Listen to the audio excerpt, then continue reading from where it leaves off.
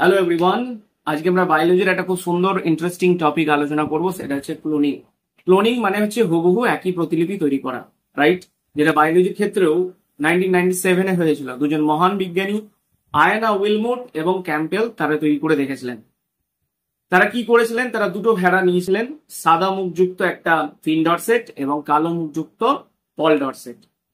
যেটা ফিন ডরসেট তার স্তন গ্রন্থির সেল থেকে নিউক্লিয়াসকে আলাদা করা হয়েছিল, এবং যেটা পল ডরসেট ভেড়া তার অনিষিক্ত ডিম্বাণু নিয়ে সেখান থেকে নিউক্লিয়াসকে বের করে দেওয়া হয়েছিল, রাইট?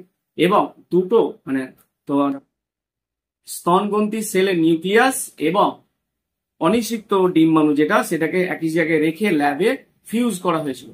ফিউজ করার পর দেখা গেল সেখান থেকে ব্লাস্টোসিস্ট গঠন হচ্ছে, রাইট?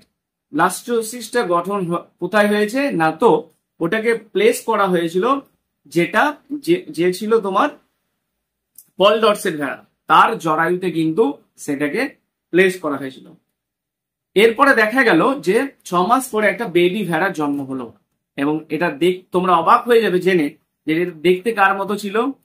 দেখতে ছিল যে নিউক্লিয়াস দিয়েছিল, অর্থাৎ ফিন ডরসেট হুবহু তার মতো।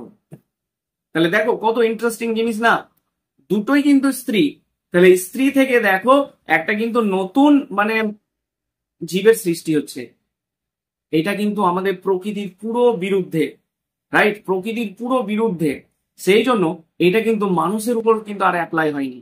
এটা যদি মানুষের উপর যদি অ্যাপ্লাই হতে লাগতো তাহলে কিন্তু সৃষ্টি কিন্তু একটা জায়গায় এসে থমকে যেত। মানুষ এবং এটার কিন্তু যথেচ্ছ ব্যবহার অপব্যবহারও করতো। কারণ দেখো, দেখা গেল যে কোন একটা ক্রাইম একজন করেছে আর ধরা পড়ছে তারই হুবহু আর একজন ক্লোন, তাহলে এটা কিন্তু খুব প্রবলেমেটিক হয়ে যেত, তাই না? Thank you so much.